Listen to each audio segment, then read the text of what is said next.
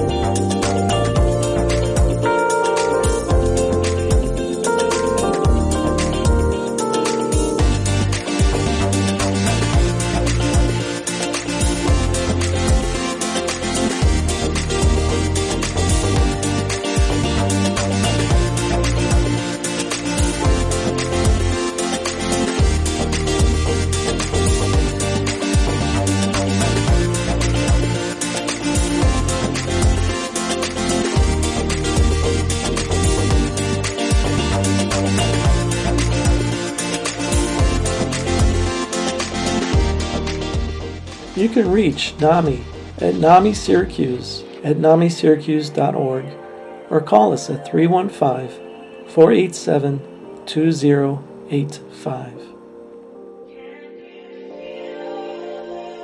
All right, we're officially on. Today is February 17th, 2021, and my name is Jim Livy.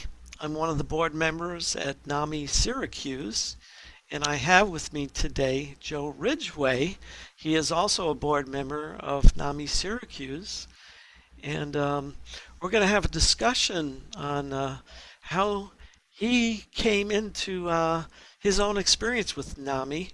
And just to let you know, NAMI is an acronym, NAMI, which is the National Alliance of Mental Illness. And there are chapters all throughout New York State and in every state of the United States. So it is a national organization, as it says in its name. And I came to know about NAMI in the year about 2001, when I was first diagnosed with a mental illness. And I was very glad that NAMI came into my life. And about a year and a half ago, I met Joe Ridgway, my guest, and we didn't know each other, but I knew his wife. But Judy, right? And she was wonderful, great leadership at that time in 2001. She had been a leader for quite some time already.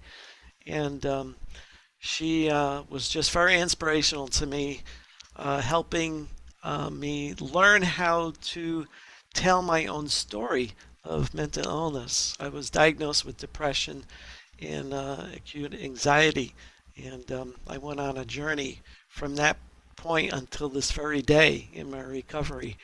And but the storytelling education that I received through NAMI was very, very good for myself. And so today it's my privilege to speak to Joe Ridgway. And I don't know how long you've been a board member, Joe, but introduce yourself. Hi, my name's Joe Ridgway, and I've been a board member for a number of years.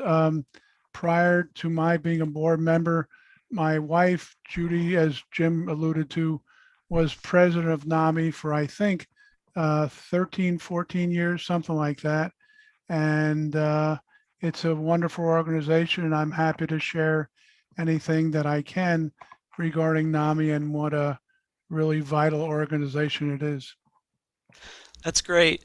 The so the Ridgway family has been um, just essential to NAMI in its leadership and the way it's been moving. Um, the NAMI Syracuse has been in existence for 40 years this year, and that's one of the reasons why we're having these interviews to celebrate the 40 years. And Hmm. so 14 of those years, oh my gosh. So that's a huge chunk of NAMI's movement led under the leadership of the Ridgways. And so so was it you or Judy that first heard about NAMI? Um, Before I ever met Judy or heard of Judy, I was a clinical social worker at Hutchings from 1980 until I retired in 2008. And when I was working at Hutchings, obviously I worked with a bunch of folks who had some mental health challenges. And I learned pretty quickly that the individuals had challenges, but often they had loving, caring families who wanted to help, but weren't sure how to help. And these families were looking for a source of support, encouragement, and validation. And Yes, the whole idea of finding other people that mhm, can really understand what you're going through. I know the whole mental health journey is so unique in in our life experience. NAMI helps bring people together, and it's wonderful. It's one thing to talk to your doctor, to talk to your psychiatrist, talk to your social worker, therapist, um, and they have wonderful ways to help us um, when it comes to finding people who have the actual experience. The way we share back and forth is just a wonderful gift. Do you not yes. agree? Amen. Amen. Yes. Yes. Yeah. I think, when I was in therapy myself years ago, my former therapist said to me, "Joe, you have a big case of the shilts." And I said, "Jim, what's a shilt?" And he said, "Shame and guilt." And I think often folks who have mental health challenges feel shame that they're not who they think they should be, uh, and feel guilty that they aren't who they should be. So, I years ago I gave a homily at my church about mental health challenges and being outcast and being segregated because of illness. And I think NAMI, we're all welcome at NAMI. That's a really good point. Being welcome at not, it's like, yes, to feel like you belong somewhere when you find out that what you're going through is actually called a mental illness and it becomes diagnosed and you are able to put your thumb on something that says, this is Right. what I'm experiencing. And then you get educated on it. That brings hope to that Hmm. person. Sure. And, um, and so NAMI uh, gives us many opportunities to find that hope. Um, Hmm. yeah, Hmm. and especially in the faith environment, that's an interesting area because mental health isn't talked about too often. Um, there are sermons about the demoniac, right? That's out of his mind, and Jesus set him free. But we don't happen to call ourselves demoniacs in this day and age. We just know something's not working right, Sure. and we Sure. don't feel, as we say, normal. And Hmm. but Hmm. when we're talking to someone else that's abnormal, suddenly we feel normal Sure. and Sure. Sure. unique. Sure. It's like, would you say before mental illness, you're like person A? During a mental illness, you're person B, and then some point down in your recovery, you're a person C, something like that. What do you think of that?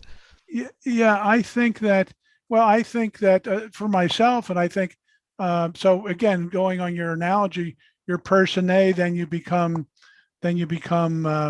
uh, ill. And I think what happens is hopefully the A and B can form an even better C. Because again, with my own experience, relied on it in a positive way to support and encourage people that you can be. You're not going to, I think, I don't know if you'd agree, Jim, but once you've gone through severe anxiety or severe depression, you're not who you were, but you are now, you know more about yourself. You know that, that hopefully you know that you are have faith and can recover, and you may need a lot of support. And that's what NAMI is about, all the different resources that NAMI has for different folk support and stuff. Yeah, there's like seeds planted in you that sprout the hope, and that sprouts the whole idea that you are actually in recovery. Mm-hmm, mm-hmm, And when you're in recovery and hope is sort of embracing you more, those embrace, I guess you go from level to level, the hope grows with more of the people that you put around you that right. understand you. It's Right. just like anything else. When you join a club, you feel great because everybody's on the same wavelength. Sure, So sure, when sure, you're in the NAMI club, forgive me for that expression, there's you find people that you're looking forward to seeing. sure. And and what do you think about the whole idea of when you're experiencing a mental illness and and you're at a support group meeting, you're encouraging someone. What do you think happens there? Well, again, I feel that when you're at these meetings and you hear someone else tell their story, it's hopefully at some point it would be something like, "Holy cow! You mean I'm not the only one? Mm, You mean other people have gone through this?" Um, again, I so admire many members of the NAMI board who have been through, who have walked the walk, so to speak, and been through challenges, and yet with support, encouragement from NAMI and others, uh, have felt, I feel a real sense of camaraderie at board meetings and other things when I know that different people have been there or are there now. NAMI is a tremendous stigma fighter, mm. both NAMI National, NAMI Syracuse. Um, but I think there is a tremendous stigma about mental illness still, sadly. And so I think I know it's tough when you uh, sometimes people can just say, yeah, well, something's going on. I don't want to be labeled mentally ill, but something's going on. Maybe I can get some support and making things better. That's a really good point. The whole idea of um, suddenly you're feeling a vulnerableness in what was. We normally have like our normal stability in Sure, ourselves. We go to work, we perform, we get appraised, we do well, we don't do well, we change jobs, sure. we move from one career to another. When illness hits our brain, there is there's a unique thing that happens Sure. that I'm just pondering it. The new thinking that goes on at that point, because you suddenly have become vulnerable, something is out of sorts. I call it brain fog, Right. and your focus, your concentration suddenly goes.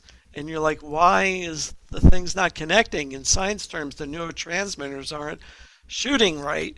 Right. And there's, as we've heard, chemistry is all out of balance. And I know what it's like to go through a point where you actually become disabled by that mental illness, Sure. and life completely changes. You have to have support during that time. And you are mentioning having support people around you. Um, NAMI is tremendous for that. There are several mental health